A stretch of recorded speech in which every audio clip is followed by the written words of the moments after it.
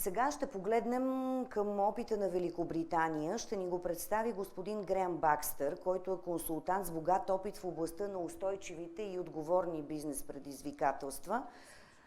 Разбира се, с въпроса как се създава основа за такива общи принципи и правила при толкова разнообразни сфери на бизнеса и икономиката. Надявам се, че имаме възможност да чуем господин Бакстър.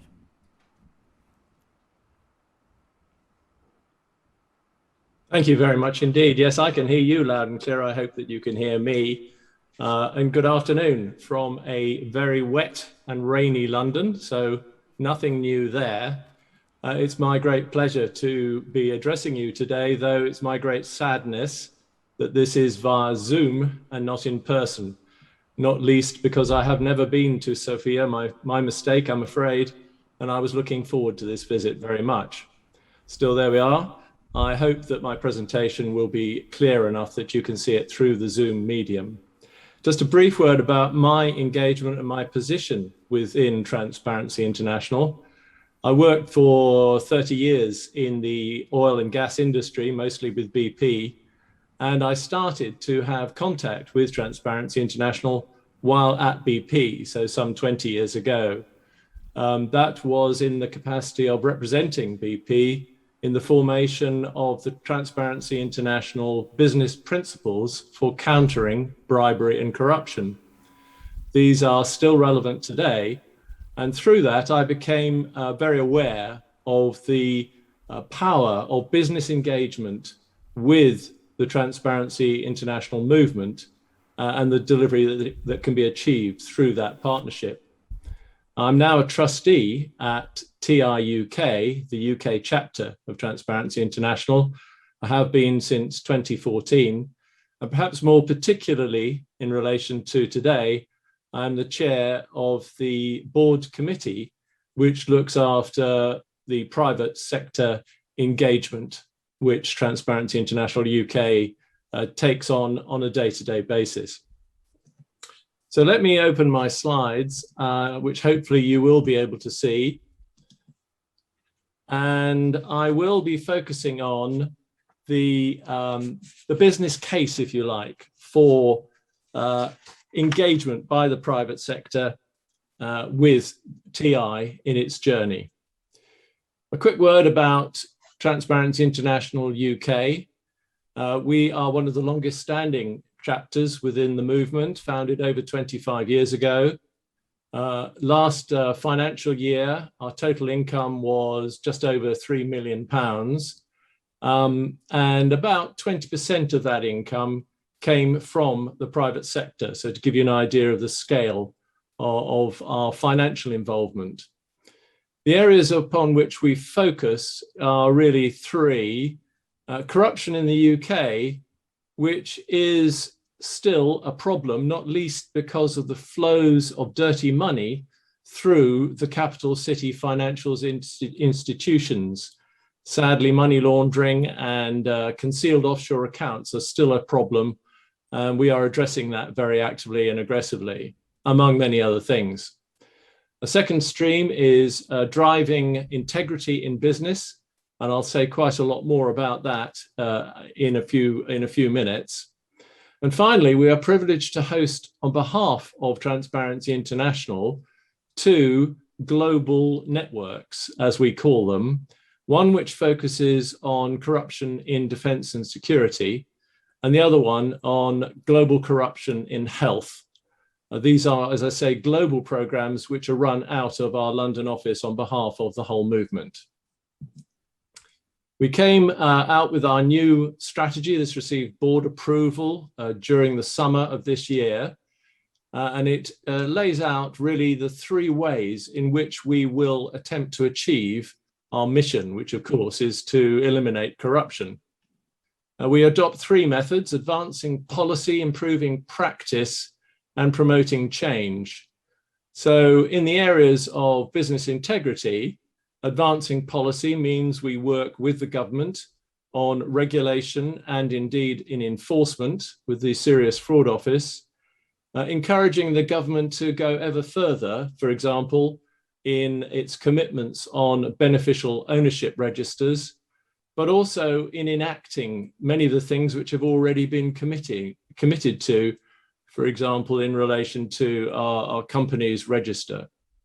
In terms of improving practice, we work with the private sector on a number of specific pieces of research which enable them and us to understand better how to go about the business of compliance and driving out corruption.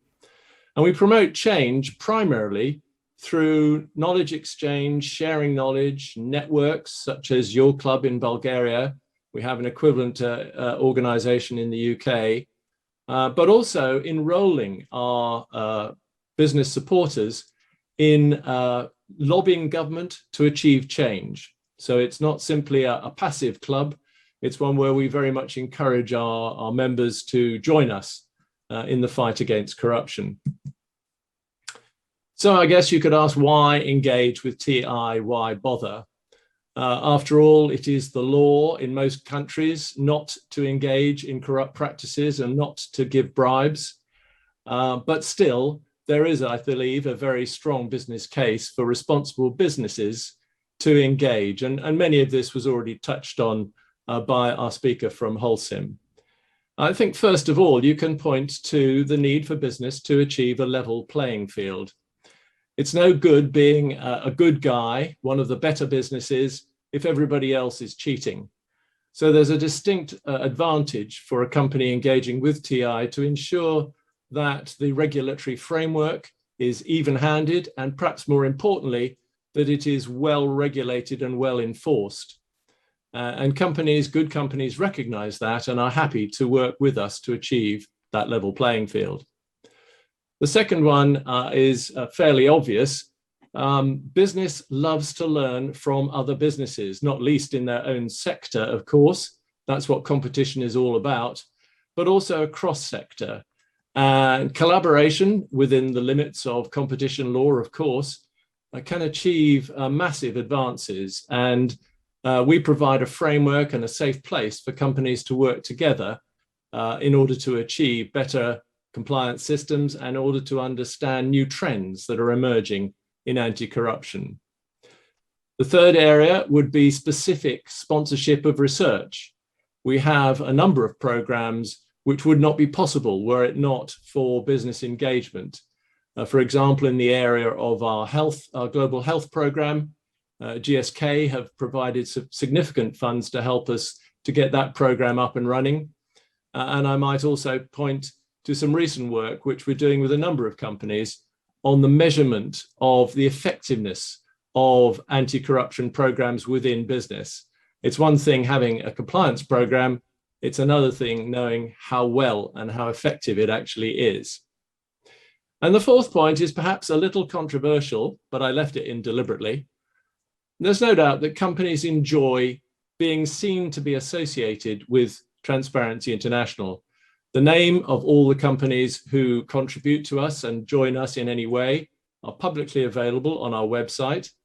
And of course, there is always the risk of greenwashing, that they make their payments to us, they take part in our activities, they come to our events, but actually they just want to talk about their membership of Transparency International without really contributing to the cause. So in order to challenge that and to be very careful that that does not happen, by the way, just to be clear, that is not part of the business case, we have a very rigorous due diligence process before any company can become one of our corporate partners. It's a three-stage process involving internet research, involving an interview with the company, and finally a board-level review of the application. I want to concentrate on the interview with the company because, again, this is something that our colleague from Holcim touched on, and it comes to the heart of the matter in my view. It is what we call the tone from the top. You can tell very quickly through the public and more especially the private pronouncements of the leadership team of any organization whether they are actually serious about anti-corruption or whether it's just nodding in the direction of a set of rules and regulations while actually saying, what we don't see can't hurt us, just get on with it. Now, it's quite difficult to get to the bottom of this but one way we try is to have face-to-face, those were the days, interviews with each company in order to hear directly, preferably from the CEO, exactly how seriously they take anti-corruption process. And that is often extremely revealing, not least who actually turns up for the interview. So we have a rigorous due diligence process, and I'm delighted to say that all of these companies have passed through that process and are currently members of our Business Integrity Forum. I should perhaps just explain the two asterisks, which the eagle-eyed amongst you may have spotted next to NatWest Bank and Royal Dutch Shell. Again, in the terms and conditions of membership, we have a procedure when allegations are made about a company, public allegations, I'm not talking about gossip or whispering, against those companies. And until they are resolved, we keep the asterisk on our website. So you'll see it there today against these two companies. I don't really want to go into the details. It's public domain knowledge. There's no secrets, but that simply shows that we're aware that these companies are currently having to go through some proceedings, and until those are concluded, and we see evidence of change, if they're found to be wanting, then the asterisk will remain. In a severe case, we will expel a member if there's been a conviction, for example, of a corruption of some scale. But what we are looking for is a sign of change. What we really want to see is that these companies are genuinely intent on achieving the best possible outcomes while being completely realistic that no company is perfect. Our current business integrity program spreads right across our whole line of operations within TR UK. So we have our forum, as I've just spoken, and also we have our corporate benchmark, which the gold members participate in for an additional fee, which enables them to benchmark their own anti-corruption and bribery procedures against a peer group and other companies. It's of course done completely anonymously, so the individual companies that they benchmark against are not visible to them, but they can see how their company performs and identify areas for improvement.